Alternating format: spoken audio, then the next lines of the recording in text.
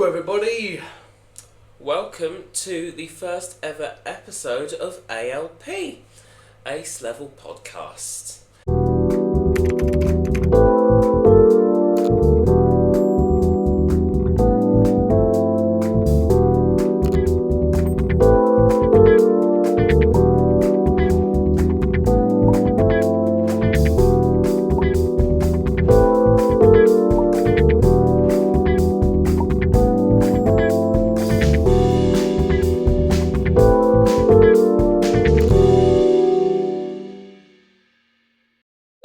To episode 1. Yeah, the very first one. Well, we have got a whole list here to talk about.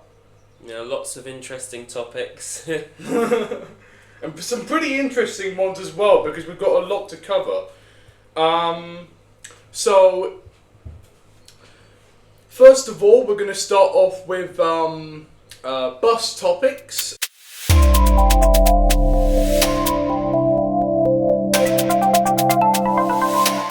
I think we should start off. What I'm burning to talk about is the latest cutbacks and reroutes and some coming ones as well. So first, there's been so many, right? Yeah.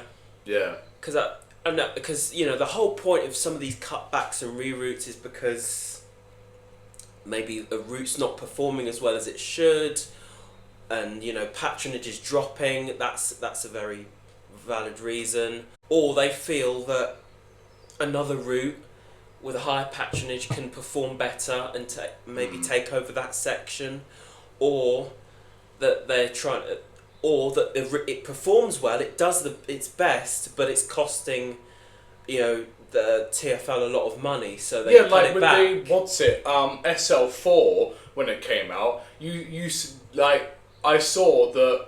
It just stops at like most of the routes, like half of it, like for covering for 2 routes. Yeah, it's mainly between after the Blackwall Tunnel, south of Blackwall Tunnel, between Blackheath and Grove Park.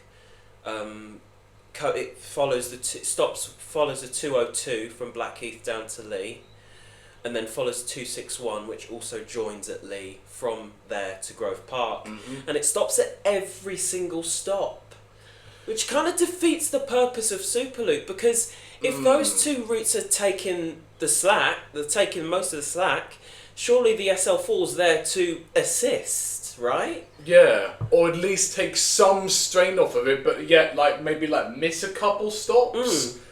But to me, I'm just thinking, within a few years' time, TFL may just think, because the SL4 just covers those 2 routes, we might as well just cut them or something. Or just cut it back or something. Yeah.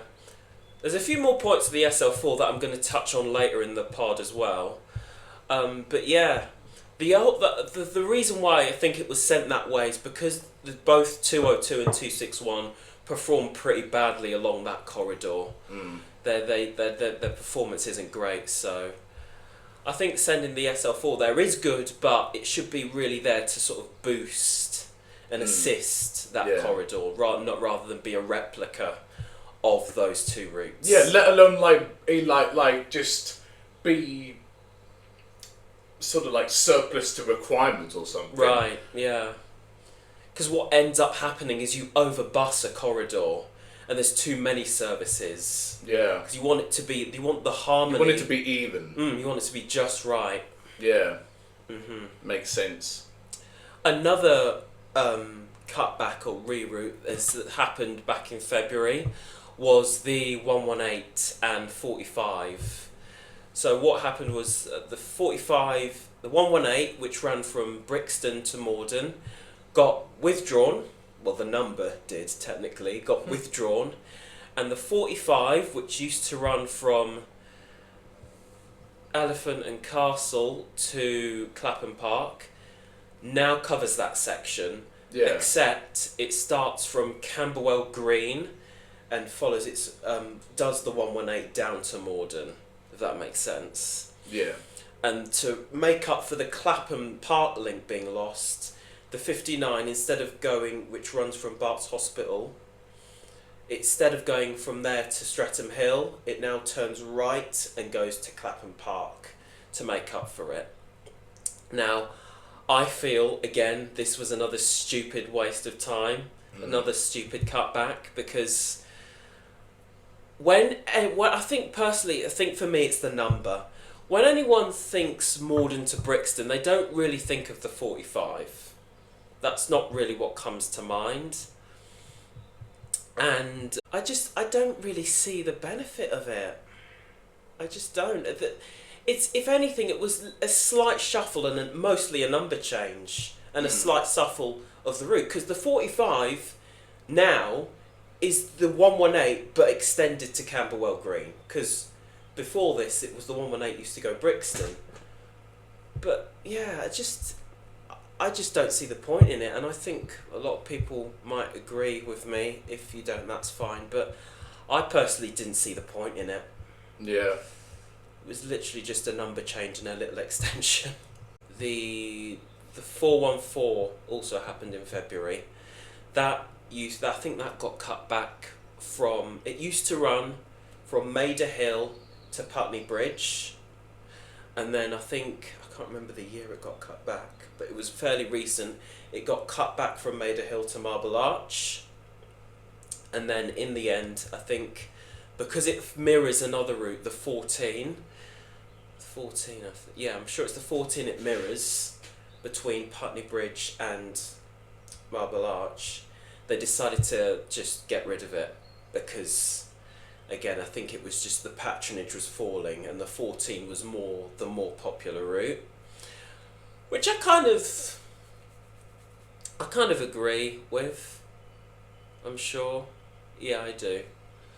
Because I think it's sort of, if the patronage was falling, then I think it makes sense, doesn't it, to get rid of a route that's no longer serving, doesn't really have that much purpose anymore. Yeah, definitely.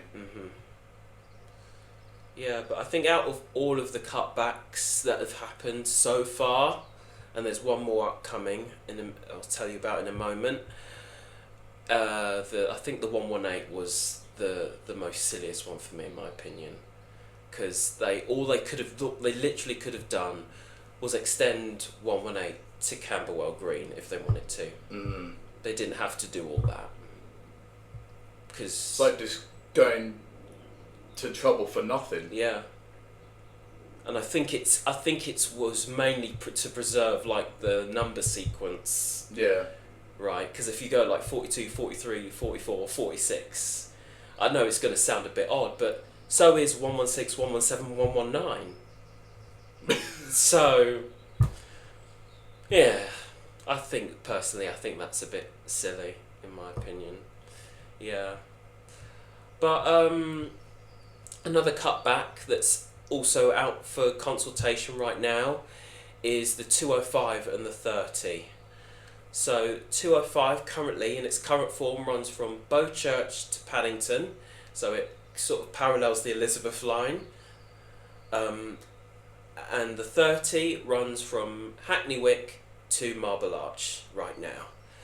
So what they're planning to do, if it does go ahead, hopefully not, is that they're going to cut the 205 to Baker Street and reroute it down to Marble Arch, so it won't serve Paddington, it won't go to Paddington. And then the 30 will get cut all the way back to Euston, so it won't go to Marble Arch anymore. That's quite a long way. It's quite a chop, especially for the 30. And I think that there's one reason why I think they shouldn't do this, because the 205 in its current form works very well as a route. It's very busy, but it's so useful. It assists the Elizabeth line between Bow and Paddington. And yeah, I think cutting it back is just not going to make up for anything. It's just going to add more confusion and more chaos. Yeah, and more like crowded areas. I feel it's going to put a bit more pressure on the Elizabeth line. Yeah, I mean it's already pressured as well. I mean it's already taken off pressure of the the Central line, but we all know that didn't really like work. No, it's still crowded to this day. Right. Because I mean, I've been on like the Central line and the Elizabeth line like during rush hour, and like you just can't move. No. You just can't move anywhere. Like even on the platforms, like especially like around like the Central core, especially. So yeah, I hope they don't go ahead with this, because it's gonna be, I think the 205 is gonna suffer, but I think the 30 is gonna suffer a bit more, because it's such a whack to the route. Hackney to Euston, that's really not that long, and it's just gonna. I feel it's gonna suffer a bit. Yeah. But yeah, hopefully they don't go through with it, because yeah, if you don't want this to go ahead, then the consultation's still open. So go ahead and vote, guys, if you don't want it to get cut back, because I certainly don't want that to happen.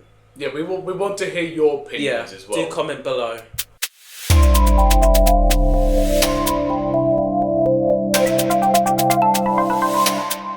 Obviously, this today, let's say it's 10, 15 years ago, the London bus fleet was pretty diverse, right? Yeah. You had all sorts of types and models and makes, running around the capital.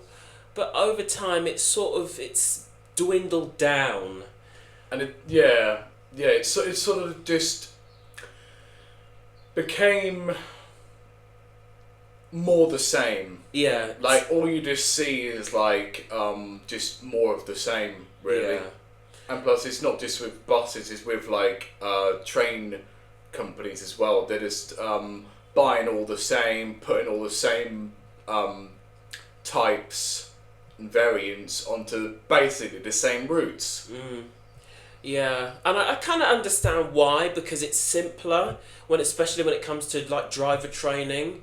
You're all used to a certain type of bus, and especially for like maintenance people in the depot. Yeah, it's easy up on maintenance, and there is more flexibility as well. Yeah. So, say for instance, because like some routes in London, like they can't run diesel buses on certain routes of part of London because of ULEZ and things like that. So they need like it's mostly electric buses now, especially for routes that are going through residential areas. Yeah. So I think it does make it easier on their part as well. Yeah. Yeah. But I think for enthusiasts... And there's another one. And especially when the tenders come out, you're like, electroliners. Obviously, sometimes we don't know what's gonna be ordered, but it's getting predictable now. Yeah, it's getting more predictable. Because I mean, there's let's just face it. That back in the day, there was way more variety of like diesel buses compared to electric buses. I mean, electric buses are good. Well, some of them are good. Some of them is just like, but it's just, it's just now. It's just becoming like a deja vu. Yeah, a deja vu. Like Because I mean, it could be just like the scenario that even though the tenders come out, when another company takes over, they still use the same kind of buses. Yeah. But it's just in a different livery. It's just not livery. It's just like under a different branding. So yeah, it's just becoming like less variety. Yeah, less fun. And also, as well, I want to touch on this. Yes, London buses being red, that's like the signature trademark of London, isn't it? But remember. I mean, it's been like that for like since when it started. Yeah. Pretty much. And then there was a period where it got a bit colourful when the private companies took over, like Stagecoach and Arriva and everyone, and they all sort of put their little touch on it, First had the Barbie swirl, and Arriva had the cow horn stripes. I don't really see the cow horn. I didn't, but yeah. But at least it was something to stand out. Yeah, everyone had their own identity. Exactly. And now it's just, again, it's sort of unified into one. And all the only difference is you just see like the different branding and different logos. Well, some of them, for like some buses, they just can't be asked to put their logos on. No, some of them are just not bothering at all. Yeah, it's just bland. It's just red. Yeah.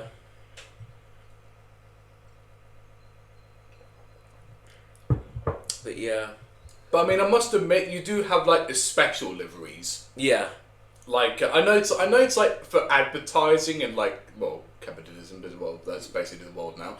But at least it's like you have something to look out for. Yeah.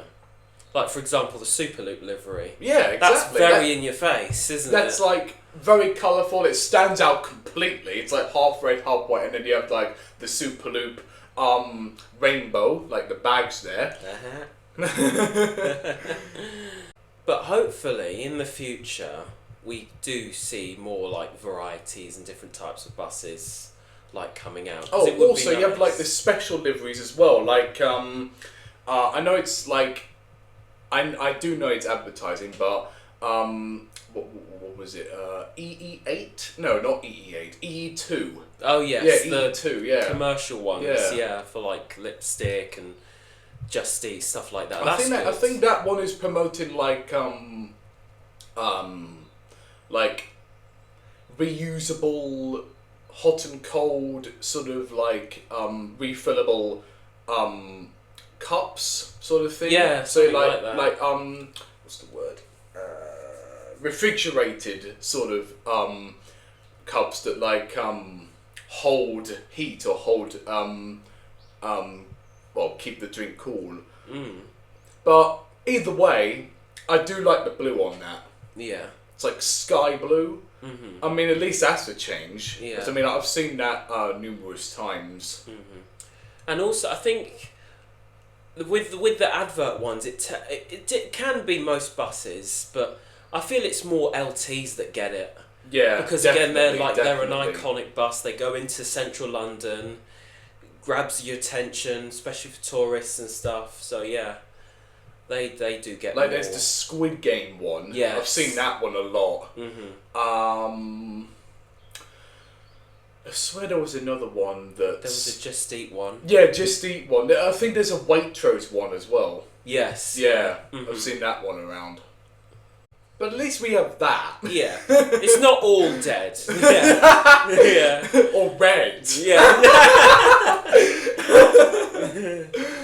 Another thing I've been noticing recently as well, I don't know if you have as well, is that I feel like some buses are getting a bit too courageous with taking on certain like lengths of buses, some routes that just don't quite match it, you know? Yeah. Like, could just about get away with it, but it shouldn't. It's a case for me of just because you could doesn't mean you should, right? Exactly.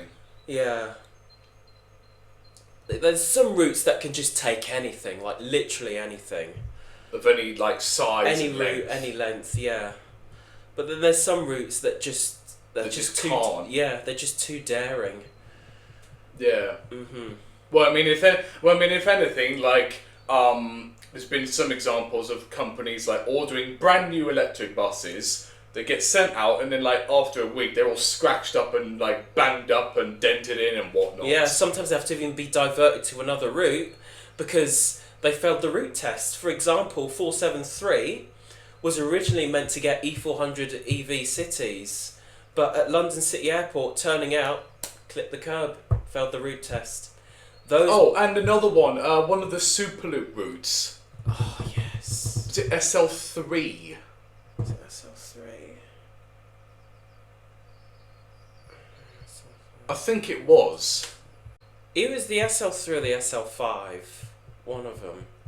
Oh, remember, we were on the SL5 once, and the driver had to go round the roundabout twice because he got a little bit lost. Yeah, that was funny.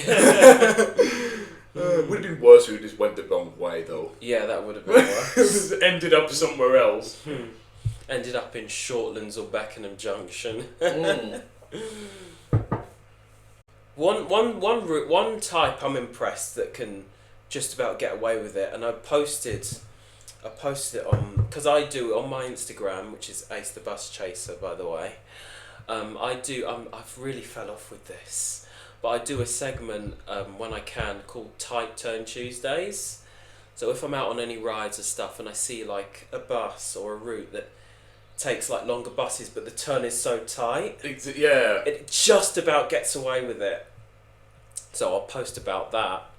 And plus, with all this like temporary traffic lights and roadworks and BS, like it's even harder. It's even worse. Like, what do you do? Like, when you have a longish buses on a route, and then like this is sort of like this dodgy turn, but it can just about do it. But then, if temporary traffic lights come along, you're stuffed. Like, what do you do about that? Literally inching, trying not to knock anything or scratch anything. Yeah. And to be honest, with 10.9 metre buses, you're clipping curbs. Yeah. On tight streets, you are clipping curbs.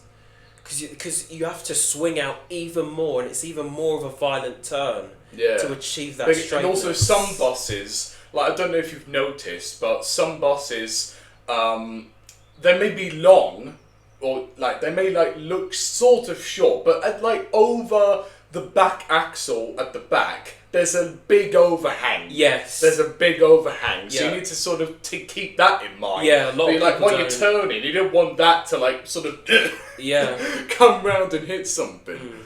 And there's some routes that originally couldn't take certain buses because of the overhang, but were perfectly fine. Route 17 was going to get brand new G3s, the facelift version, but they got diverted somewhere else. Years later, they could take them. So yeah, maybe because it could have been that the driver didn't manage to angle it right, and they just some wrote drivers it off. are different. Some drivers are like, what the hell, I can take this curb, but then like another one is like, I don't really want to do this. So maybe they just like got too much of that from drivers. Yeah. But now look at the 17. It's taken 11.2 metres LTs. Yeah, LTs are long. Yeah. But yeah, it is just interesting what I do, because it just shows you like just about gets away with it, especially.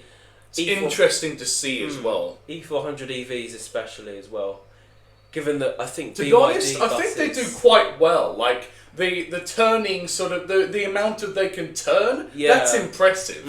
It's very impressive indeed. Yeah.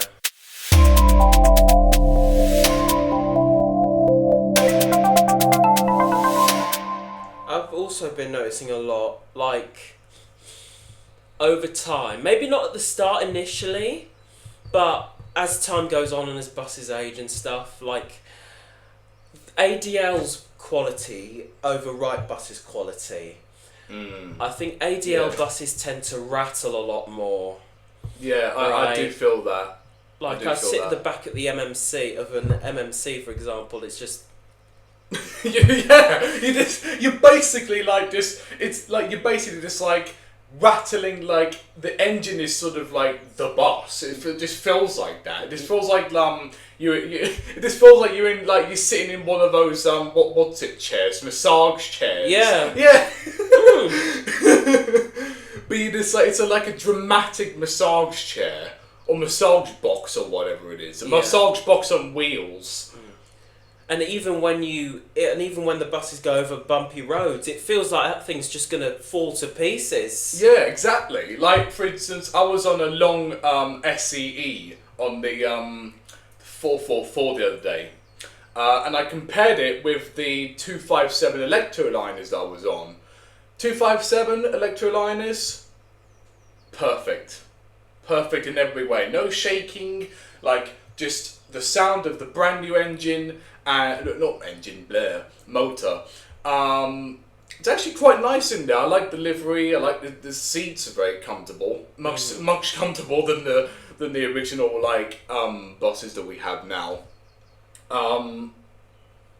But yeah, the SEEs, like there's so many bumps on the 444 I find, and yeah, that was just rattling all over the place. Yeah. But yeah, there is a big difference there. There is a big difference there. I think Right Bus's build is a bit stronger, it's more sturdier. And I think that's why some of them, well, looking back... Plus the suspension is sort of better as well. Yeah. Because the suspension is meant to like take the... like absorb the shock. Absorb the shock from the speed bump, so that it's not like Yeah. Yeah, ADLs don't absorb shock well, whereas Right Buses do. So they just put more like time into that. Mhm. Yeah, that's why they last longer as well. Like, yeah. I mean, some of the DWs at Greys are still going. Only a few though, but still. Some for me, like some are like in still very good shape, and others is like struggling a bit. Yeah.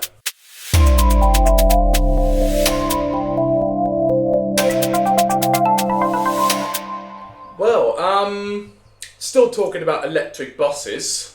I don't know. In my opinion, electric buses are very good.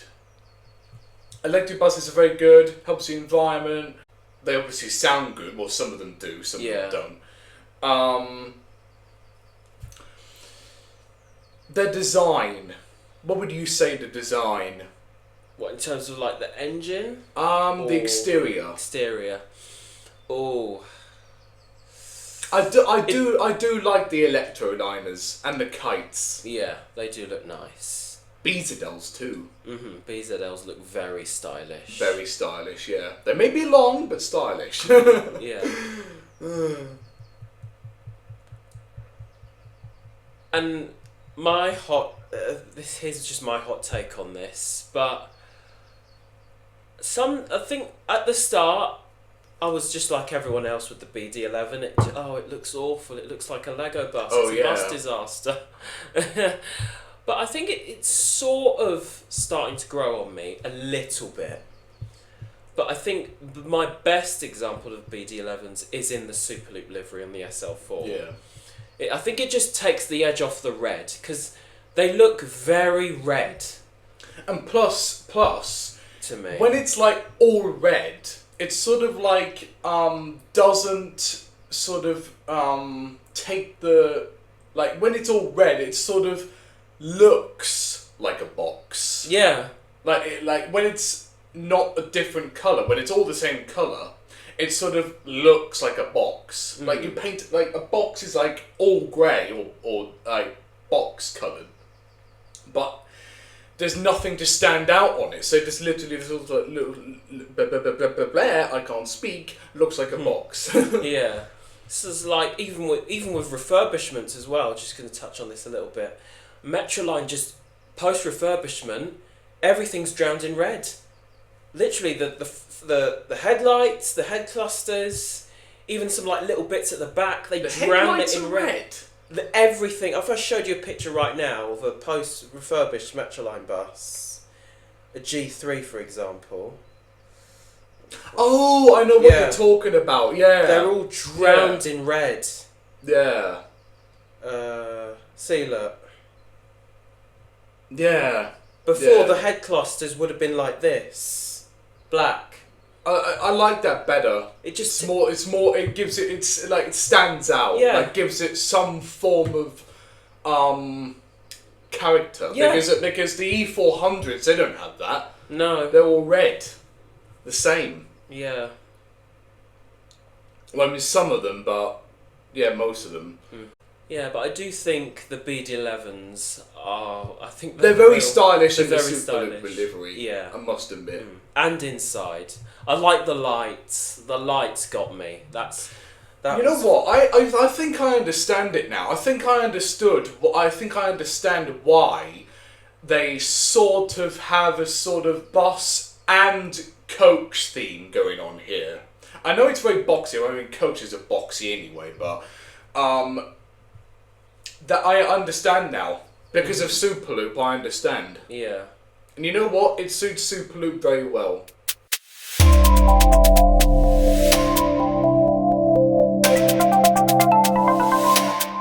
Next thing we're going to talk about are the street decks. Yeah. The diesel ones, that is. I'm just not a fan of them, personally. Yeah, me neither, because the problem I have with them, the problem I have with them is mostly the cooling fan. Pretty much every with Stagecoach, the ones I've seen, the ones that are like on the 97, their cooling fans are just roaring away, like roaring down the road. Because I mean, I remember a time that I was at Baker's Avenue, for example, and I'm just at the bus stop on the side that goes towards Stratford, and then I can just hear one like coming like all the way back round the corner, and I can still start to hear it just roaring away down the street. And I mean, I don't know if that's because it's an overheating problem, or because I mean, not all of them have their cooling fans on 24/7, but it might just be the engine, or maybe that they're pushing the bus beyond their limits. Yeah. Because I mean, running back from Stratford to Chingford and then back again, so on and so on, like every single day. And also climbing that hill.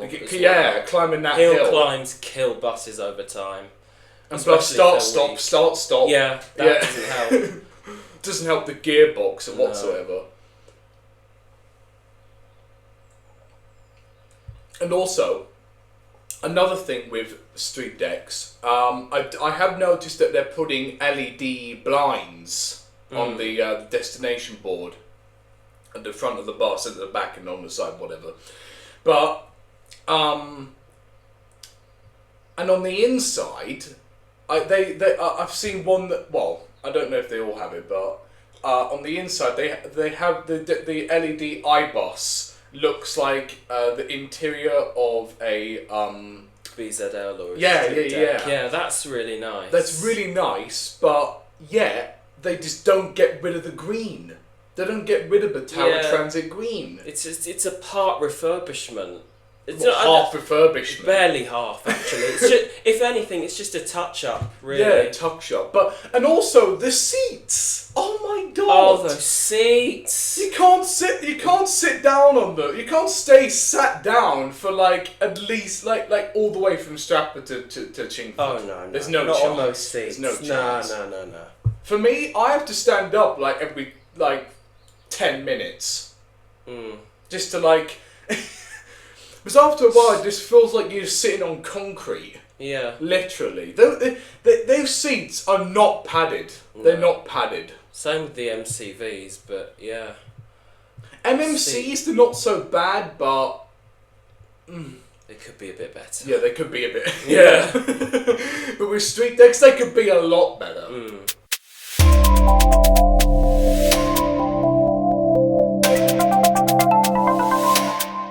The 444 is going to be getting single-decker kites on the route. Although, looking at the current fleet that it has so far, well, right now, the long SEEs, they are quite long. Yeah. Probably one of the longest buses we have on the roads. Yeah, because the standard max length for a bus in London is 12 metres. Yeah, so yeah, one of the longest. And how long would you say that the SEEs are, the long ones? Yeah, 12 metres. Okay, yeah. But some of them, because 444 tends to use a mix of 10.9, 10.2, yeah, I've seen that, yeah. And 10.8, as well as the 12 metres. I think I've seen one, even one with cameras instead of wing mirrors as well.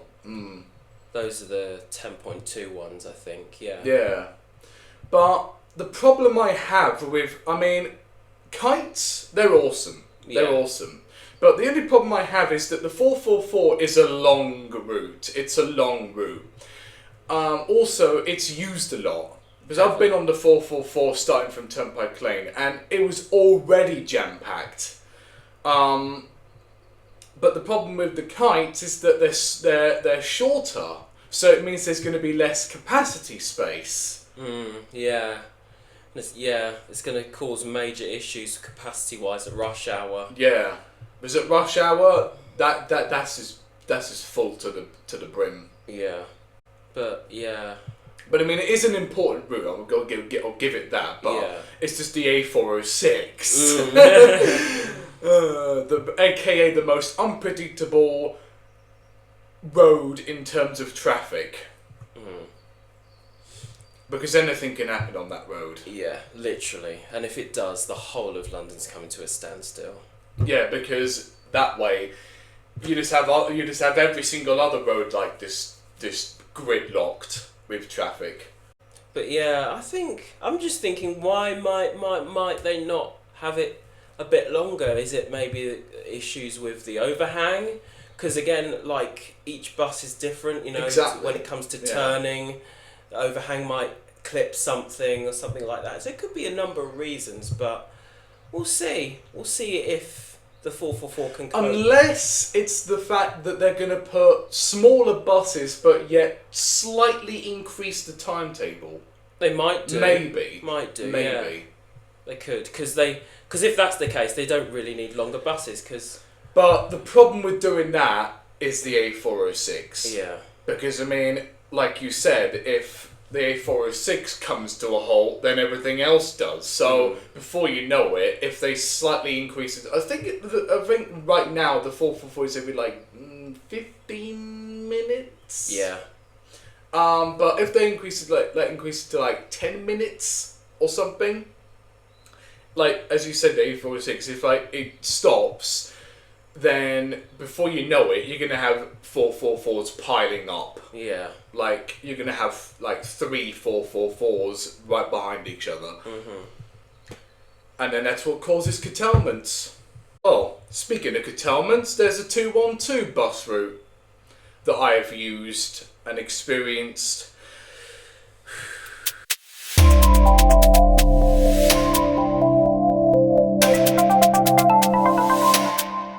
Right, next up is the W12 bus route.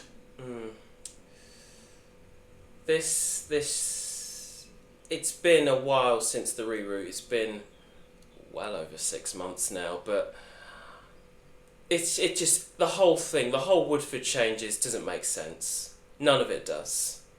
The W12 is now more unreliable, has been more unreliable since its reroutes, because it's now 80% main roads and hardly any back streets. Yeah, because it doesn't go through the village anymore. No. It just follows, it does its normal route up to the central, comes out. Follows the 212 for a bit. Yeah. And then turns right.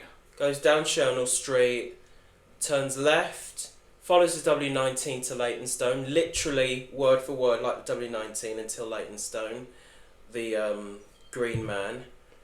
And then it veers off, I think it does does the old W14 up to Woodford Bridge. And it's crazy. Because everything was fine before. And I saw that, I watched Riku Frederick's documentary. They documented about the changes, and so many people were against it. So many people. They were protesting. They did a poll, didn't they? Yeah, they held meetings to try and save the route, and yet they still went ahead with it. Speaking of that, I've actually seen the new buses for the W12. You can check it out on my Instagram. Both of our Instagrams will be in the description below. And also you can check out my dedicated video for the 212 if you want to see that. That will be in the description below as well. Yeah, I just don't. It's again. It was another. Again, it links back to the cutbacks and so reroutes. it just means that they're not really listening to the people. No. That is like say, well, oh, what the hell? Then we'll just do this because it's the best thing we can do. It's needless. There's no link for people to the village now. They have to the walk village to get is a bus. totally cut off. And plus, with all these stupid road closures because of And Okay. I'll go and get the charger.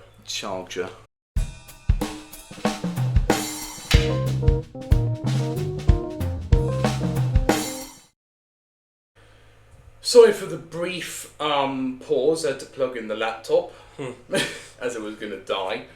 It was just, it's needless now.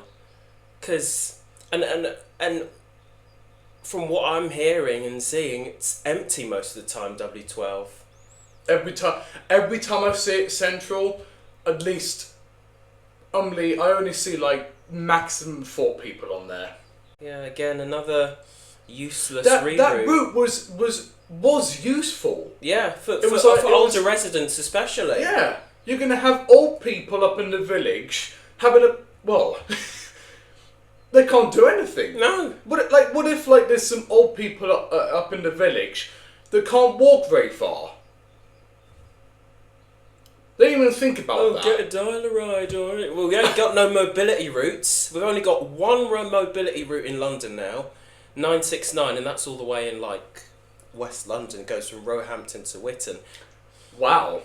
The only other option is, I don't know, a dial-a-ride or something.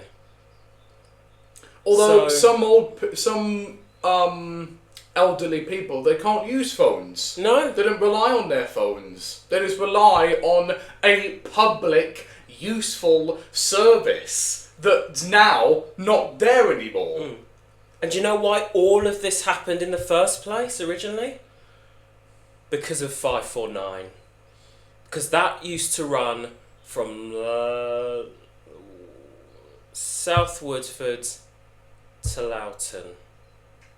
Yeah, South Woodford to Loughton. I think it was every 90 minutes or something. Used one bus for the whole day. And then TfL just decided to get rid of it. Why? I don't know.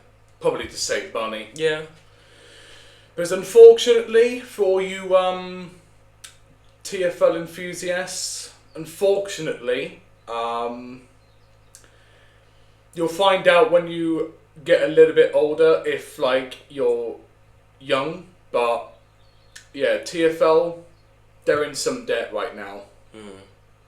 In the millions, which is not great, because it just means that they're in financial. They was this close from announcing a financial crisis. Yeah.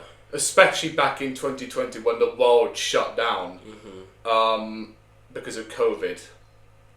But now, I'm not going to go into all this politics shite, but no. That's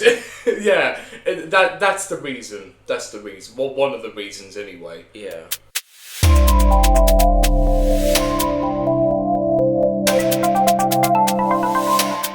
But the 129. Yeah, because you had an experience with the 129, didn't you? Yeah, not a good one, and it was on the first day as well.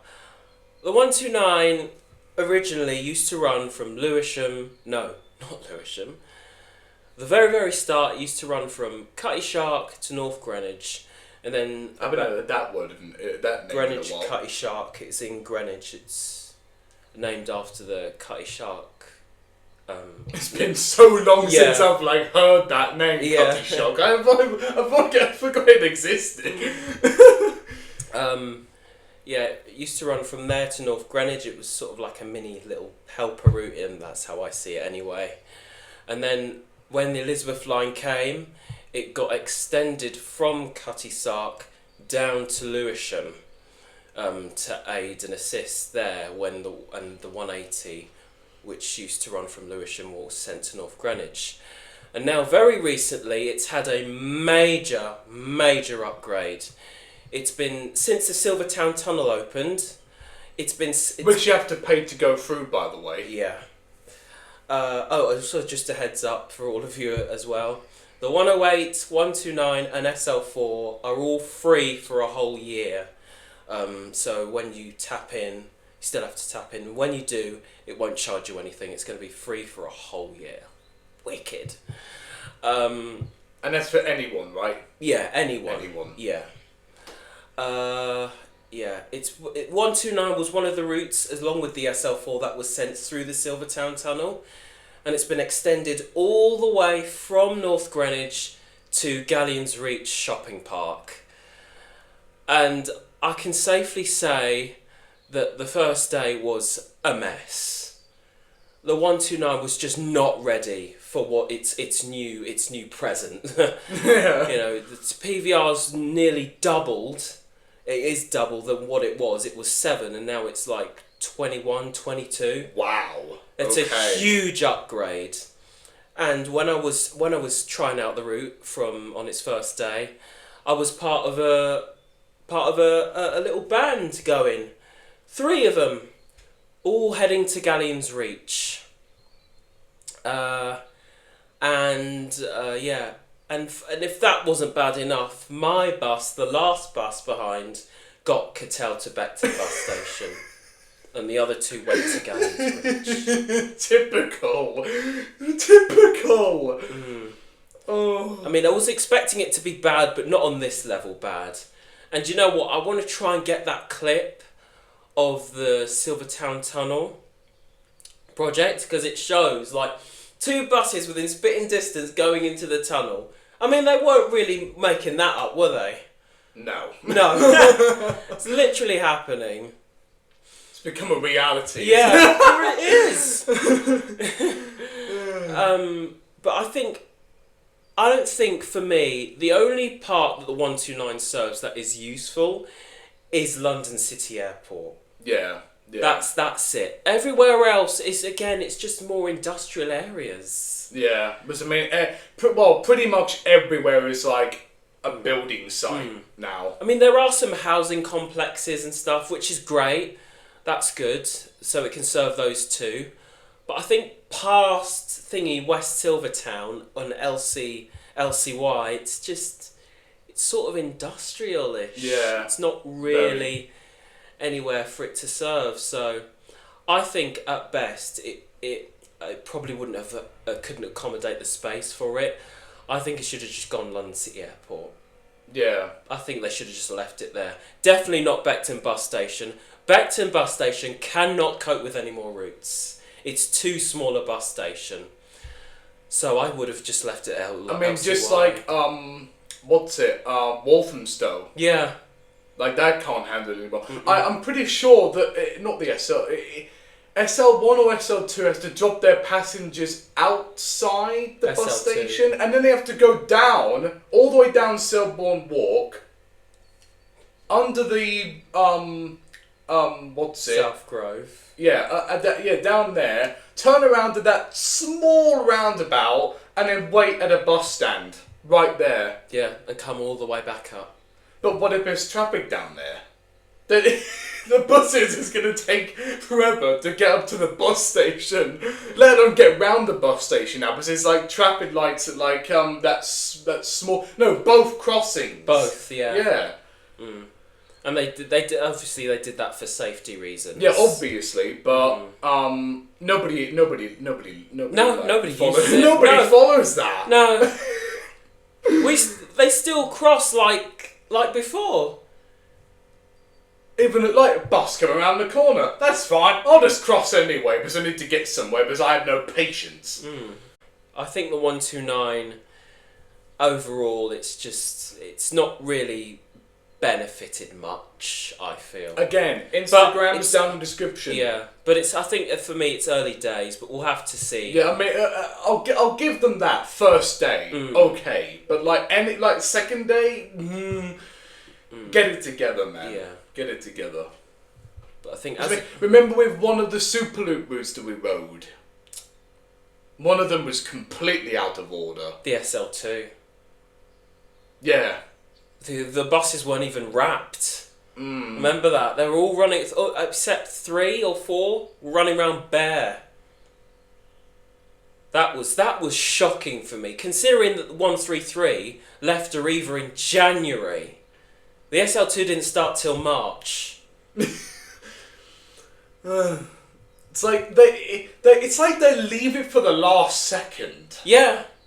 I don't know what happened, whether TfL didn't wrap them in time, or like the blind suppliers didn't get the blinds ready in time. But there was a serious lack of organisation somewhere. Because if the SL1 could do it, I'm pretty the sure SL5 and the like, SL3 one of could them, do it. Yeah, I'm pretty sure at one point that like they even had to put like pieces of paper in the window. Yeah. To say I'm this route and I'm going this way. I remember the exact bus that had it, HA40. I feel so bad for the driver. He had to like change that all the time. Yeah, just that gets annoying after 5 shifts. Well, I mean, I'm pretty sure you just forget. Yeah. You just forget, like, yeah.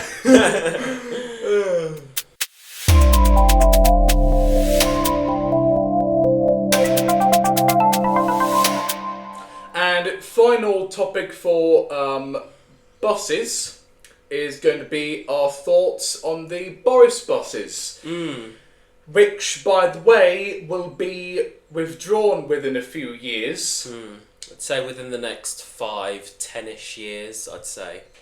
To be replaced by more BD11s. And other electrics that come forth as well. Because obviously BD11s can't like replace all the routes of Boris buses. I must admit the BD11s do look more stylish than the Boris buses. In a certain way, they look more sort of fit for purpose. Yeah, and they can run too. Like even when I was on the SL4 on that motorway section, which technically is the only express section of the route when you think about it. And the tunnel itself. Yeah, it was just whoosh. Like they can pick up speed, and don't get me wrong, LTs when they get on the motorway they can move as well.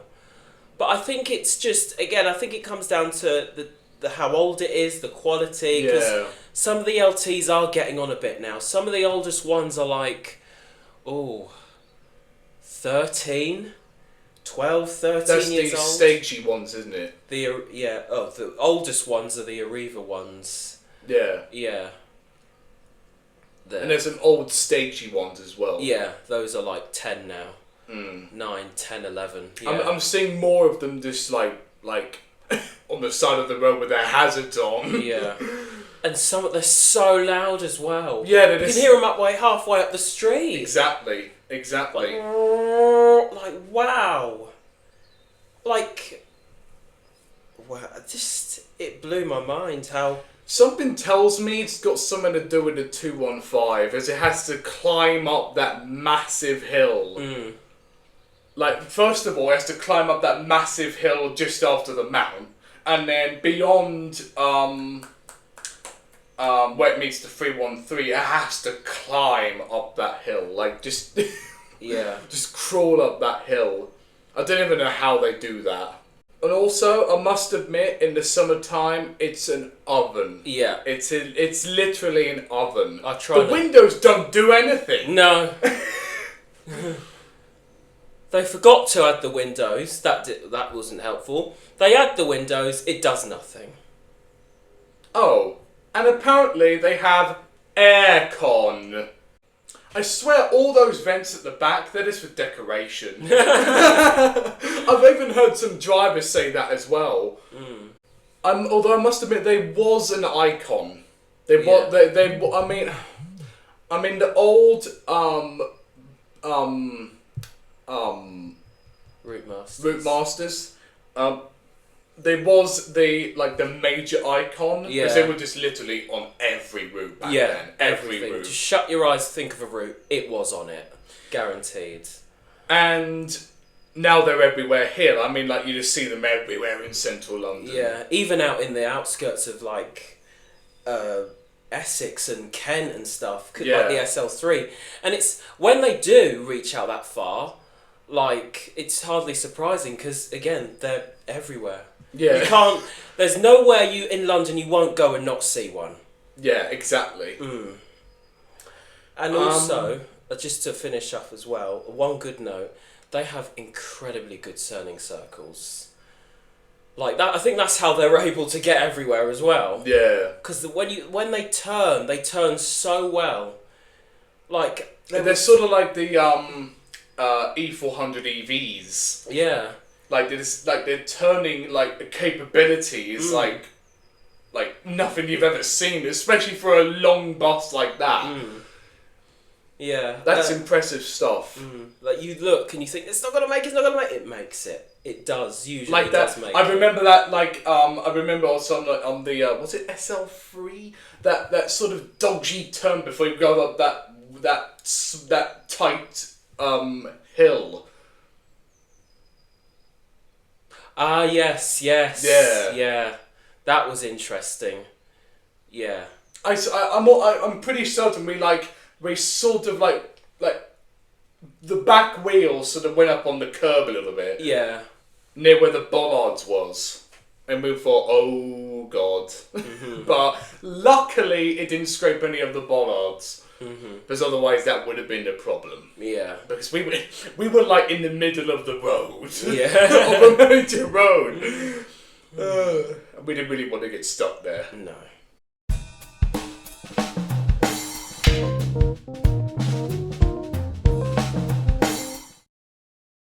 Right, that is all for the bus section. Yep. Now we're going to talk a bit about some train stuff. So first of all, we're just going to talk about some general updates, National Rail wise, because there's some things we need to talk about. And there's some things that we need to talk about because some of it is all over the place, literally.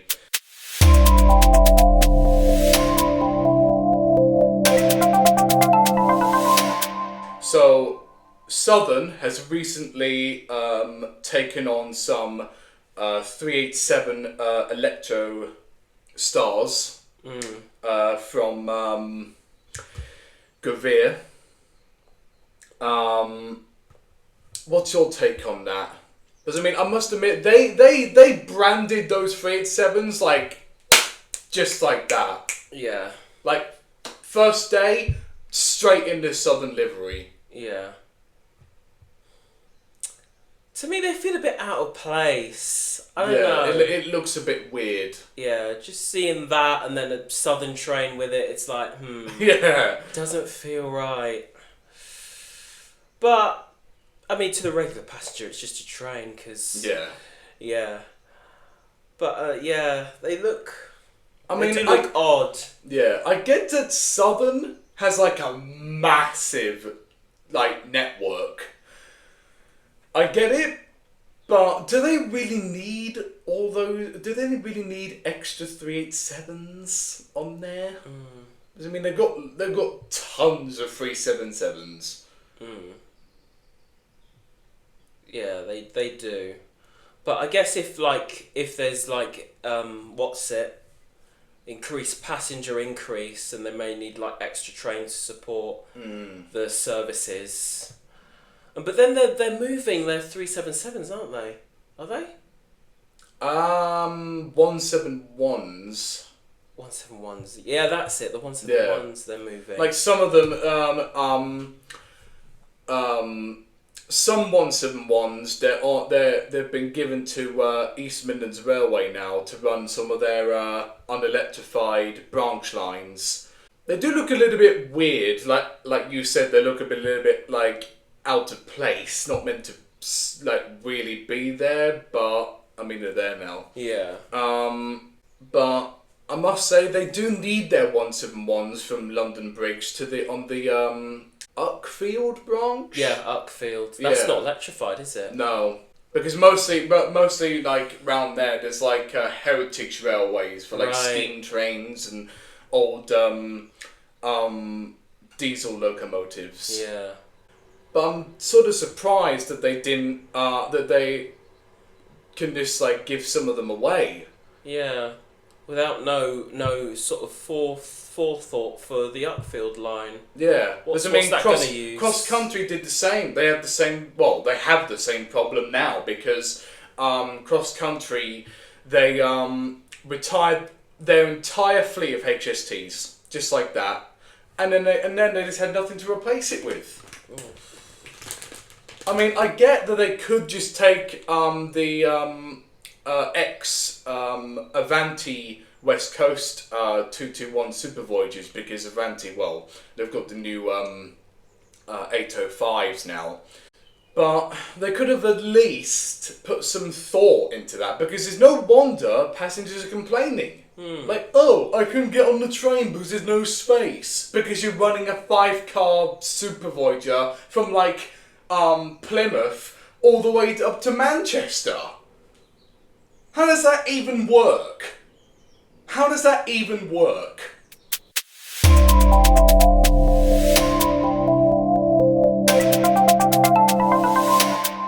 And now we've got the X Stanford Express 379s on GN now, Great Northern. They do look a bit weird on there, if you ask me. Because they were basically my childhood. I would always like be on that line, the West Anglian Main Line, and I would always see them. All 30 of them. But now they're on Great Northern. But I mean, at least they've been given a second chance. Yeah. They've been given a second life. But they have been sort of in storage for a little while, for a couple of years now. But at least they've been given a second life, which I think is very good for a train like that young. Yeah. Because it would have been a real shame to just see him stay in storage or get scrapped eventually. It would have been a real waste and a real shame. Yeah.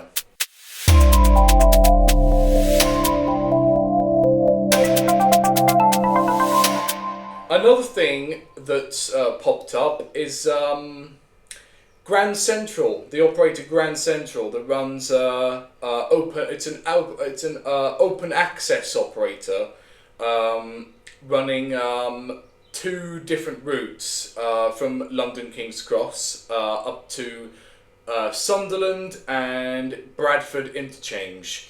They have announced that they will be. They have purchased from Hitachi, like most operators do now, like LNER, GWR, Trans-Pennine Express, Hull Trains, Lumo,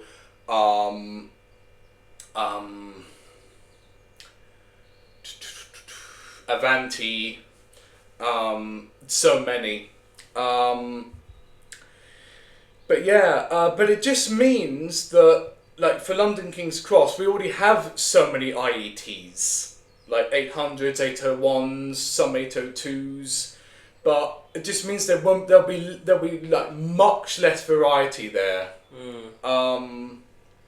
which will sort of be a shame, really. I mean, I get that the Adelantes, they won't last that much longer. I get their unreliability but I do. They did stand out. They did stand out. Yeah, they did. Although I must admit, an IET in the Grand Central delivery, that would be fire. I would love to see that. But yeah, variety is something we're seeing like less. Yeah. Less now. So again, that standardisation, all moulding everything into one is becoming the norm now. But I mean, remember the story that not story, but what happened with the IETs? Like, all of them had to be grounded because of cracking in the underpart where the couplers were. I think it was like into the sort of the gangway area. What's it called? The sort of structure that the wheels sort of sit on. I don't know if it's the bogie or the axle. Might be the bogie, maybe. Yeah. But yeah, they had some cracking problems with that. So literally all of them, GWR, LNER, all had to be out of service. So, and GWR made the huge mistake of scrapping half their fleet of HSTs. So nothing to they back literally them up. had nothing to run. So they just had to say, oh, sorry, we're just going to cancel a load of services. We're going to make loads of people miserable. But yeah, I do think companies need to think about that. New things are not invincible. No. There's always going to be teething problems and mechanical faults and whatever. And I mean, Hitachi may have... Well, obviously they've done their own testing, like pushing how far like the train can go, pushing the limits, but... I do think train operators need to think about that as well. Yeah. The new things are not just like, oh, yeah, we'll just run them until they just break. It's new, it's fine, everything's fine. It'll just fix itself. But yeah, that is a major problem.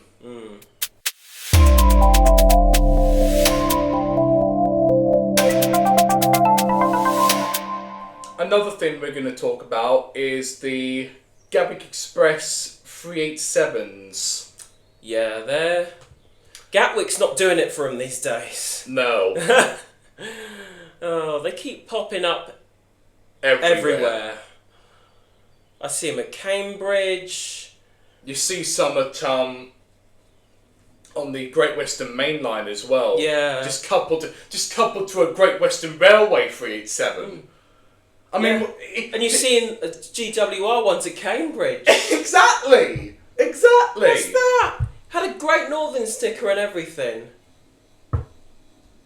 Oh yeah, I've seen that. It's like in the Great Western Railway livery, but it's got the branding Great Northern. No. How does that even work? Looks so inappropriate. No. I mean, I get there's going to be like train shortages and stuff, but it's like, do you really have to borrow from them? Is it Great Western Northern now is what it is. But yeah, that is a bit weird. Yeah. But it does make it a bit fun all the same. Yeah, it does make it sort of like ask yourself, what line am I on right now? Yeah. Gatwick, Great Western Railway, and thingy, Great Northern. So, yes, obviously we talked about the Avanti West Coast has taken their 221 Super Voyagers out of service because they have acquired their new 805 IATs, which are bi-mode, so meaning that it makes its way up the West Coast main line under the wires using electrical power, using pantograph. Then once it gets to crew, if I'm wrong, let me know. Then it switches to the diesel engines, which then runs all the way to Bangor, Holyhead, and Llandudno Junction. Although I've read something that Avanti is going to cut the route to Holyhead, and it will just run to Bangor.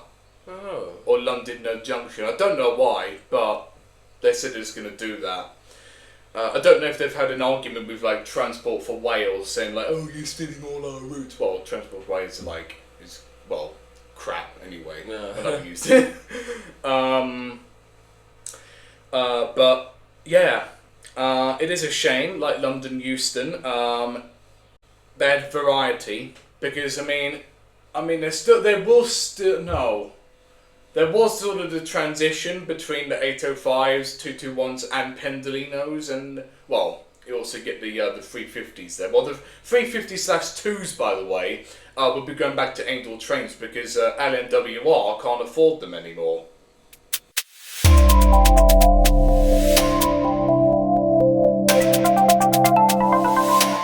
The 222 Meridians that's on EMR, they will be being withdrawn. I don't know if they'll just go to long-term storage. Maybe the 4-car variants will go to long-term storage. I'm not too sure about the 5 cars, but I have a feeling that the 7 car Meridians will possibly go to replace, well, it's a bit too late to say replace, but go to cross country to take over the routes that the HSTs ran, which would make sense. Yeah.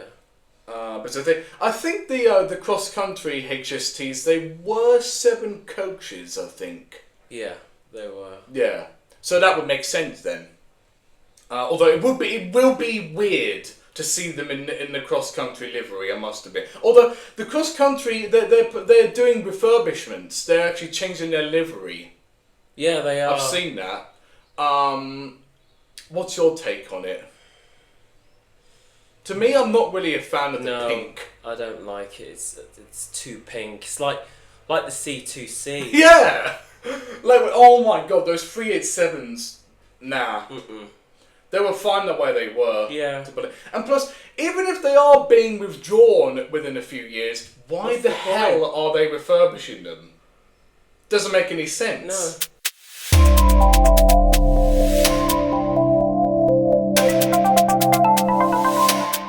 Like, that's another thing we're going to focus on with the 1992 stock trains on the Central Line. At some point, they're going to be getting the new 2025 tube stock on there at some point. Which just brings another point. Like, why are they using up all their money to refurbish the 1992 stocks, even though they're going to get new trains anyway? That money should be going towards like upgrading the signalling and the track Exactly. and everything, preparation, right? Like new motors, Mm-hmm. new announcements, new seats, new destination boards. That must Some of take a them lot of work. Yeah. Some of those thingy LED dot matrix displays are clapped out.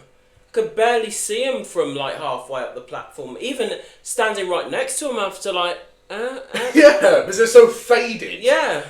Although I must admit, the new announcements, they are more clear, but they say some irrelevant stuff. Yeah. Like, they say a bit too much. Like, you're putting into the station, like, it's already said, like, this, like, the next station is whatever, doors will open on the whatever side. But as soon, while you're, like, stopping in the station, it's still saying, please mind the gap between the train and the... Like, there's so, like... Too much information. Yeah. That's being said, and not everyone's gonna like hear that because you're already getting off the train. So, Right. but yeah, that's just like makes you think, like, why are they doing that?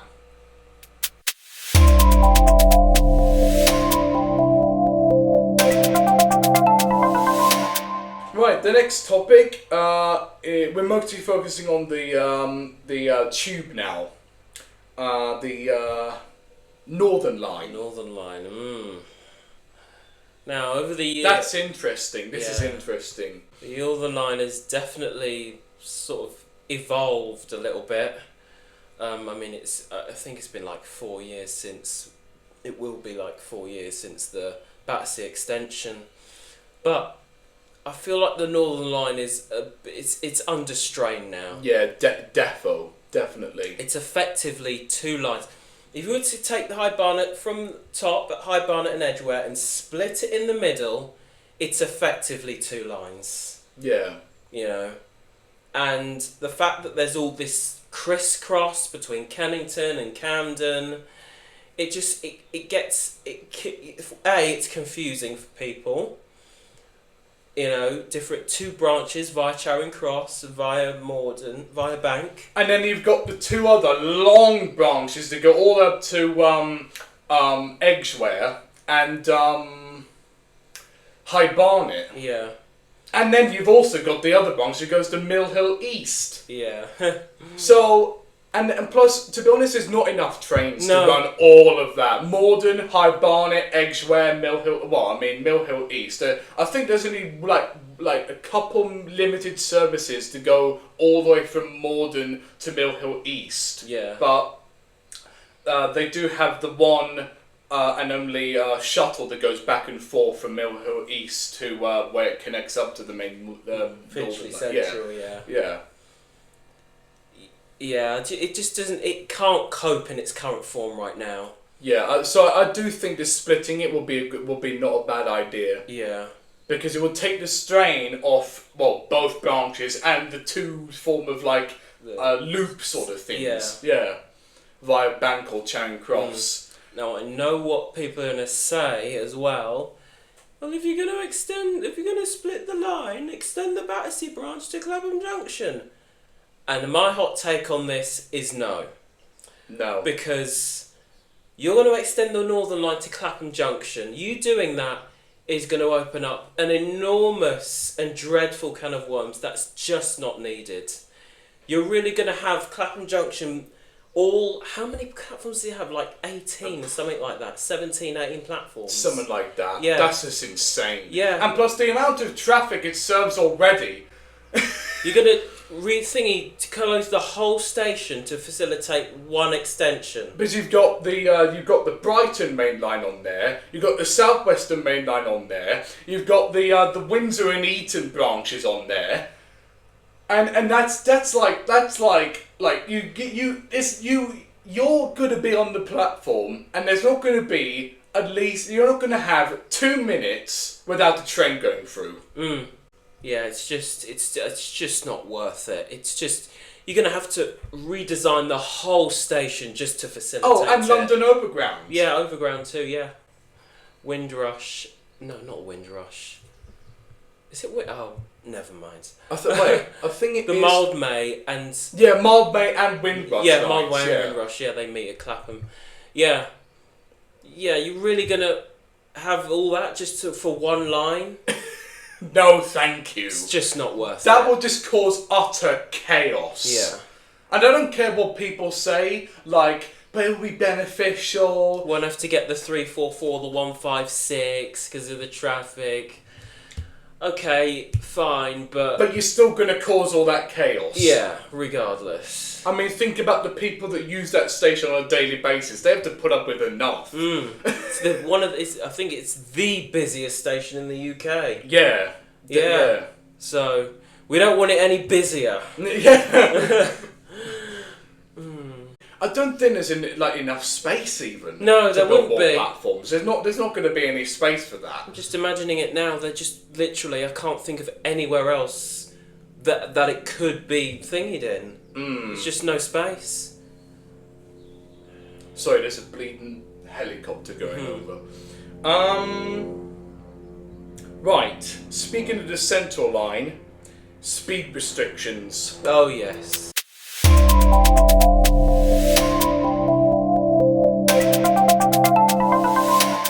There is now a speed restriction between Stratford and Leighton to Stratford.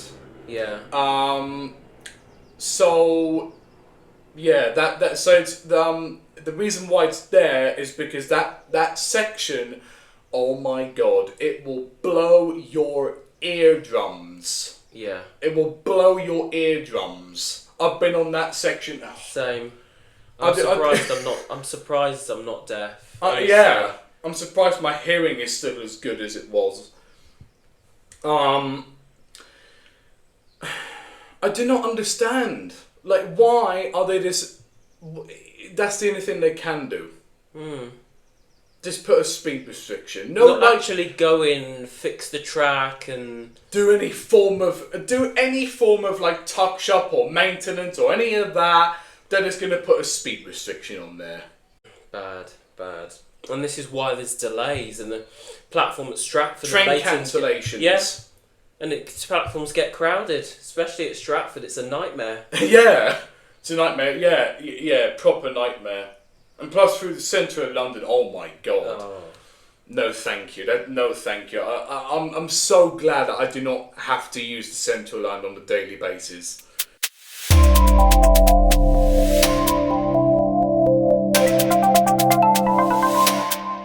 The 1972 stock, I'm sorry to say, but as much as I like them, they do need to go. Yeah. They've done their time. They've done their time well, but I have noticed that they're sort of like clonking out now. Yeah, on a regular as well. Yeah, I do think it's their time to retire and be preserved. Well, one of them at least. Like the 1967 stock. There's one in the Transport Museum, if not two. Yeah. And that goes the same with the Piccadilly line, the 1973 stock. Because they do like the long sort of high speed routes. Section. Yeah, section. In the open area, especially between Heathrow and Uxbridge, then back. Yeah, they're just being pushed at this point. Because I have noticed some drag sort of with acceleration. They take quite a while to accelerate, especially when it's like seriously busy. Yeah. Through central London.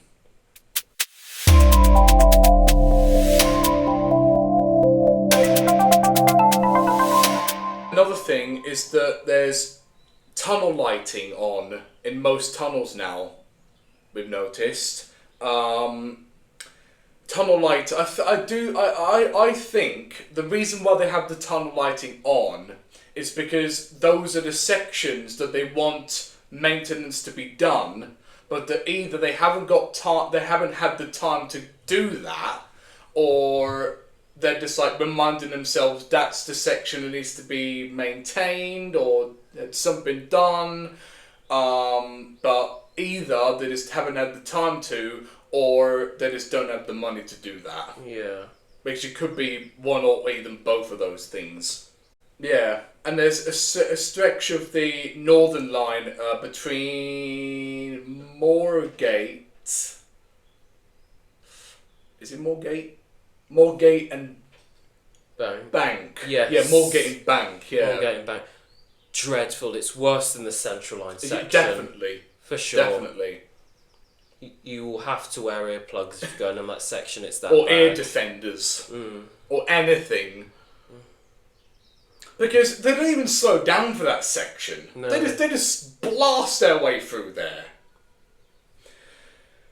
But yeah, with the tunnel lighting, I'm seeing it on the Victoria Line, Central Line, Jubilee Line, and probably some other lines as well. If you've seen that, let us know.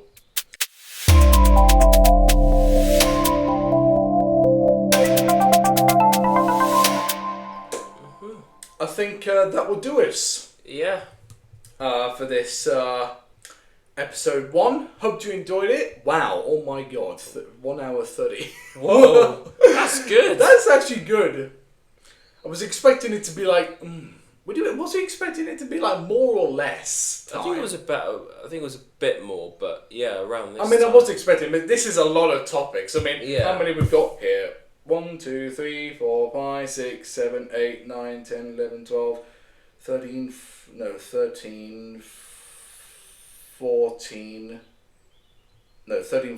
15, 16, 17, 18, 19, 20, 21. 21 topics. 21 topics. That is not bad. Especially for the first podcast. Yeah. And there's more to come, by the way. Yep, so do stay tuned. Yep. And check out our Instagrams down in the description. And our main channel, ALB, Ace Level Bros, is also going to be down in the description below. So you can check that out as well. Until we have more news for you. Yeah. So thank you all very much for watching. Greatly appreciated. I hope you enjoyed it. If you did, like. And subscribe. Oh, and do let us know your opinions as well. Yeah, we'd we'd love to hear them. that. Yeah. Love to hear that. And yeah, that will do us, and we will see you all next time. Bye. Bye-bye.